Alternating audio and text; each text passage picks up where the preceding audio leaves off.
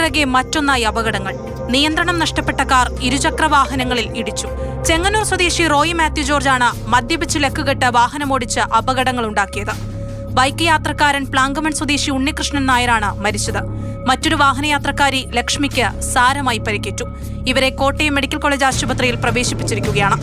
വഴിവക്കിൽ park ചെയ്തിരുന്ന ഇരുചക്രവാഹനത്തിലും കാറിടിച്ചു.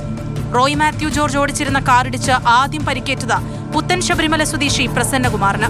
ഇയാളെ ആശുപത്രിയിലാക്കിയ ശേഷം കാറിൽ കടക്കാൻ ശ്രമിക്കുന്നതിനിടെയാണ് മറ്റു 3 വാഹനങ്ങളിൽ തട്ടിയത്. പ്രതിയെ പോലീസ് അറസ്റ്റ് ചെയ്തു. ചെറുകോൽപ്പുഴയിലെ ബന്ധുവീട്ടിലെത്തിയതായിരുന്നു റോയി മാത്യു ജോർജ്. നിൽക്കാൻ പോലും കഴിയാത്ത വിധത്തിലായിരുന്നു പ്രതിയെന്ന് നാട്ടുകാർ പറഞ്ഞു.